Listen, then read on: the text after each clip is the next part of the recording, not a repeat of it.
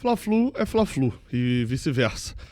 Estamos falando de um jogo que tem um universo próprio que é tudo que o Fluminense precisava para poder tentar voltar e trilhar um caminho de título. A gente ainda fala sobre título, a verdade é essa. Se o presidente do clube tá falando sobre o título no final de semana, dando entrevista, sou eu que vou vir para cá botar freio em você? Não. O clube acredita em título, eu também vou acreditar.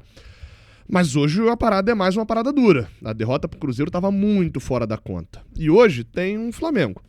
Obviamente, não é hoje o melhor time do Brasil. Inclusive, para mim, o melhor time do Brasil hoje é o Cruzeiro, que acabou de vencer a gente. Mas, obviamente, é um time que tem bastante investimento. O Fluminense hoje, antes de olhar para título, precisa olhar para dentro do campo. Primeiro jogo sem John Arias, é hora de tentar uma vitória, voltar a vencer no Clássico, voltar a vencer no Fla-Flu, afinal de contas, o último jogo, os dois últimos jogos, deixaram aí uma visão um pouco traumática na final do Campeonato Carioca desse ano.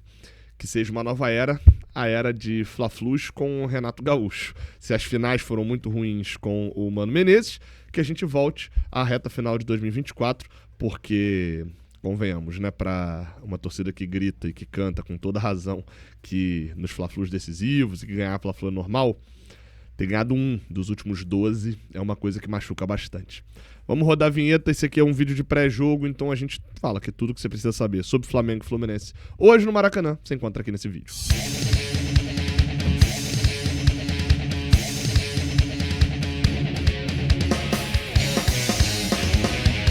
Seja bem-vindo, você guerreiro de todo o Brasil, de todo mundo, aqui é o canal Raiz Tricolor. Eu sou o Gabriel Amaral, sou jornalista, sou tricolor. Deixa o seu like aqui embaixo, se inscreva aqui no Raiz Tricolor pra dar aquela moral pra gente e vem-se embora pra gente falar sobre Fluminense e Flamengo. Hoje, mais especificamente, é Flamengo e Fluminense no Maracanã. 7h30 da noite é o horário do jogo. A partir de 5h30 a gente já tá ao vivo aqui no Raiz Tricolor, então vem com a gente que a transmissão hoje é só no Premiere. Tô aqui no YouTube, meu amigo. Se você não tem Premiere, aí quer ouvir sem delay, vem com a gente a nossa transmissão, pré-jogo começando às 5h30 da tarde.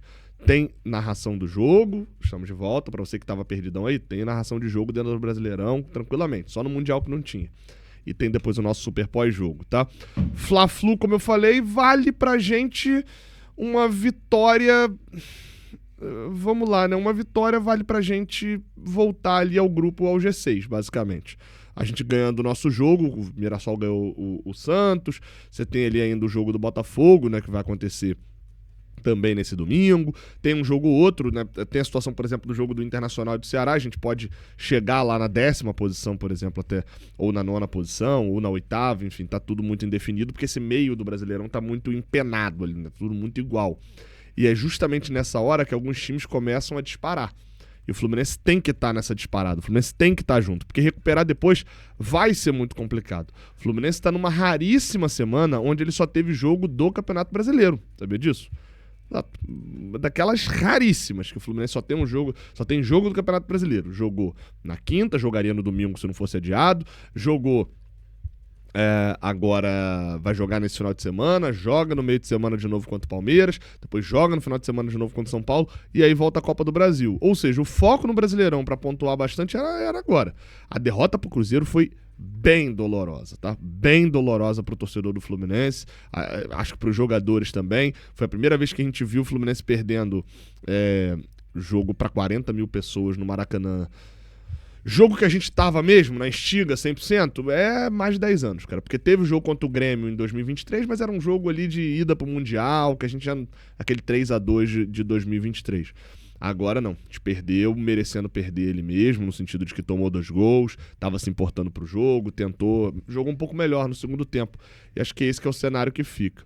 A gente vem pra um jogo de hoje, cara, como eu falei na abertura, olhando pra um Fla-Flu... que, vai lá, de todos os 455 Fla-Flus que tiveram até hoje, todo mundo sabe que os caras têm vantagem, né? Tá 166 pra ele e 142 pra gente, tirando os empates. Nos últimos 12 jogos, a gente só ter ganhado aquele de 2-0 da reta final do ano passado, né? Inclusive com o gol do John Arias e do Lima, eu acho que diz muito sobre o que vem sendo esse momento. O 13º jogo lá pra trás é o 4-1, por exemplo, daquela final da Carioca de 23. São 6 empates, são 5 derrotas e só uma vitória. São 12 jogos que a gente só venceu um. Isso tem que mudar. E esse time precisa estar nesse espírito. acabou a era John Arias no Fluminense. A gente vai falar disso na parte do bola e campo. Mas mais do que era John Arias, era Mário, era Renato, tem que começar bem a era Renato agora. O ponto tem que ser esse. O Fluminense precisa ter um pouquinho da dimensão que o Renato tinha quando jogava clássico. Que o Renato teve em 95 quando fez o gol de barriga, em que pese que carioca dele nem ser espetacular. A gente precisa achar um caminho pra voltar a pontuar e voltar a brigar na parte de cima da tabela. Fla-Flu não é brincadeira.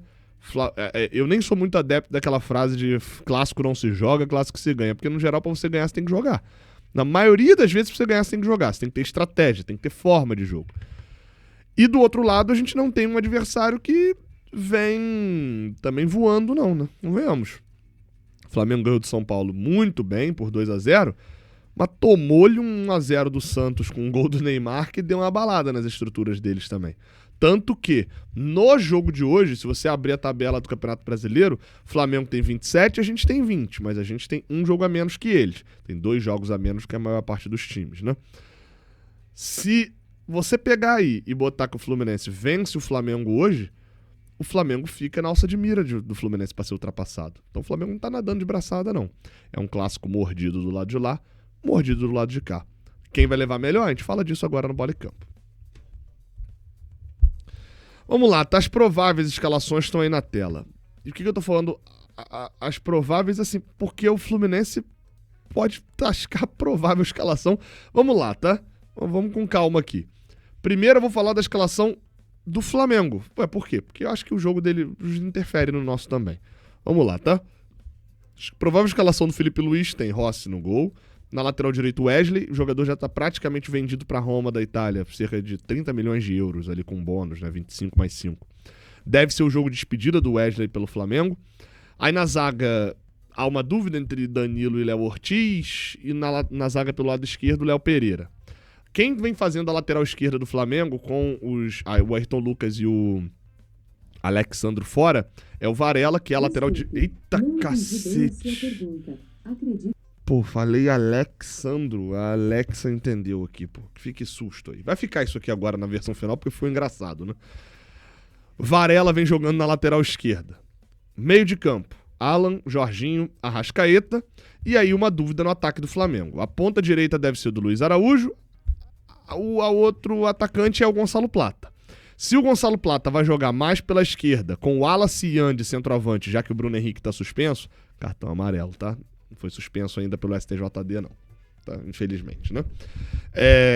Pode ser que seja essa formação. Gonçalo Plata na esquerda, com o Wallace Ian de centroavante. Olho no Wallace Ian, tem tido não só bons números, mas boas atuações. Foi um dos destaques ali do Flamengo também no Mundial. Ou então o Wallace Ian fica de fora, o Gonçalo Plata continua como centroavante, meio que improvisado, né? E o Cebolinha joga pela ponta esquerda. Pra gente, talvez o ideal seria o Cebolinha jogar, porque ele vem jogando nada. Mas o retrospecto do Cebolinha contra a gente é bom. Então, enfim, retrospecto ou momento, né? Fica a dúvida aí. Mas a dúvida hoje é basicamente essa. Num resumo é isso daqui, né? Assim, ou é o Wallace Ian ou é Cebolinha jogando. E aí, por que eu falei que interfere o time deles no nosso? Porque o Flamengo tá passando por uma reconstrução sem Gerson, né? Vem jogando com Alan, Jorginho e o Arrascaeta ali no meio. Não tem De La Cruz pra esse jogo também, por lesão, né? E a gente pode ter 2 esquemas pra esse jogo. Vamos primeiro falar do esquema possível com 3 atacantes, tá? Que é esse daí que tá aí na tela com as suas dúvidas dentro dele, né? Fábio no gol, Samuel Xavier deve ser titular. A gente vem com Thiago Silva, com Freitas e René. No meio de campo, eu acho que é uma dúvida tripla aqui, entre Bernal, Hércules e Nonato. 2 ficam com a vaga. Se a gente jogar com 3 meio-campistas, eu acho que ele vai de Hércules, Nonato e Martinelli. Acho que ele não bota o Bernal, não. Tá pensando em 2 zagueiros e 3 atacantes. Aliás, invertendo. Se a gente jogar com 3 atacantes, eu acho que ele vai de Bernal. E aí te sacaria o Nonato do time.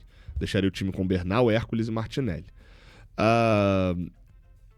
No ataque, acho que o Germancano deve ser mantido de centroavante titular. Tem o John Kennedy à disposição, mas acho pouquíssimo provável que volte já sendo titular no time do Renato. Acho que o Cano ainda tem moral suficiente para ser titular no time do Renato.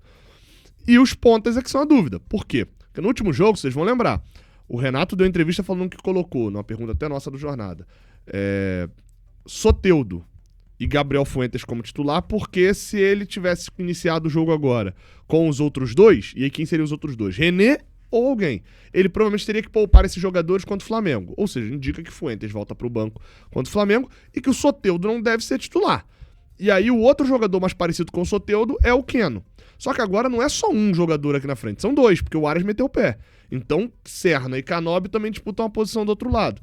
Eu imagino que, com o Flamengo indo nessa formação, ele vai querer explorar a velocidade de contra-ataque. Acho que o Fluminense deve jogar. E aí é o ponto onde eu acho que ele vai acabar escolhendo o Serna, o Canóbio, nessa brincadeira toda. Pois é. Acho que dentro dessa brincadeira toda, acho que ele vai de Canóbio e vai com 3 volantes, tá?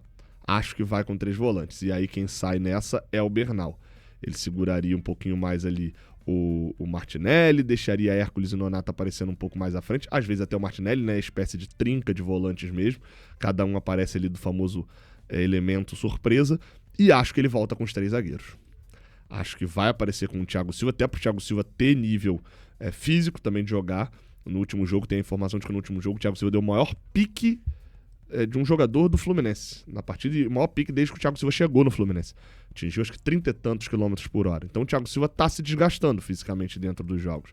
E aí acho bem provável que o Fluminense venha com uma formação mais desse tipo, né? Com o Nonato um pouquinho mais adiantado e o Cano e o Canóbio. Ele pode colocar também aqui o Keno. Se ele não for utilizar realmente o Soteldo, eu acho que o Keno tem um potencial de segundo atacante muito pouco explorado. Acho que o Soteldo é quem não deve jogar. Mas Keno, Serna e Canóbio seriam boas opções aqui para essa posição. E aí eu confesso que eu falei que eu acho que é o Canóbio, mas uma hora eu acho que é o Keno. Confesso que não tenho muitas certezas sobre quem seria esse segundo atacante aqui pelo lado direito. Vai ter que fazer uma função muito complicada que o Arias fez, que é ser atacante, atacar espaço, pressionar a saída de bola, mas também ser criador de jogadas. Conduzir e criar. Vamos ver como é que isso vai funcionar. Tem o Samuel Xavier pela direita sendo uma boa opção. Ele não tem um canhoto para poder... Aliás, ele não ter um canhoto por aqui ajuda um pouquinho dele jogar em cima do Varela. O Varela é destro, tende a marcar melhor o corte para dentro. O Serna, que dá muito tapa jogando pra linha de fundo, ou até o Keno, que tem um drible da rabiscada de dar o tapa pra linha de fundo, dificulta mais o lateral que tá invertido, né? Porque o Varela teria que marcar com a perna esquerda, não é a perna natural pra ele. Tem muitas nuances esse Fla-Flu, né? Não é um jogo que tá muito simples de você, por exemplo, ir lá na KTO e fazer uma aposta, não. Então, enfim, é o último jogo da rodada. Eu vou colocar aí na tela as odds do jogo, né? Como vocês podem ver aí, o Flamengo está como favorito para a partida, e muito favorito. 1,77 pagando a vitória do Flamengo, 5,10 a vitória do Fluminense. Veja só. Se você botar aqui no Odão, para dar aquela olhada naquela odd que a KTO separa com um destaque um pouco maior, né? E dá uma subida no nível, ela faz uma combinada e ainda sobe o valor. O Odão do Fluminense 25, que é basicamente o Fluminense ganhando ou empatando e o Thiago Silva metendo um gol. Essa daqui tá difícil de acontecer, né? A odd que né, pro Fluminense tá bem difícil. Recomendo você botar ali um dinheiro muito forte, não, porque a chance de acontecer é menor. Agora, se você botar também a chance dupla, com o Fluminense ganhando ou empatando o jogo, né? Que é essa aí que eu marquei aí na tela. E você aproveitar que tem uma aposta grátis de R$20, lá, né? Vou botar aqui, apostinha grátis. Aqui, ó. Aqui, né? Enfim, vamos aproveitar. Vai lá na tua conta e aproveita. Fluminense ganhando ou empatando é a aposta que eu recomendo. Afinal de contas, pelo menos a gente segura o empate. Tua aposta bate, né? Arbitragem da partida, prepare-se para se irritar. Rafael Claus apita o jogo, segundo aqui o site da CBF. Depois de Rafael Klein, Rafael Caos, né? No VAR estará Cleide Mary, ou Marie. Aliás, perdão, no VAR estará o Rodolfo Toschi Marques. Essa Cleide Mary é uma assessora da arbitragem, né? Cada vez mais penduricalho na arbitragem. Rodolfo Toschi Marques é o árbitro do VAR deste jogo. Então é isso. Promessa de um grande jogo. Fica o detalhe, tá? Só para passar a informação completinha. Suspensos o Fluminense não tem nenhum. Lesionados o Otávio e o Paulo Henrique Ganso.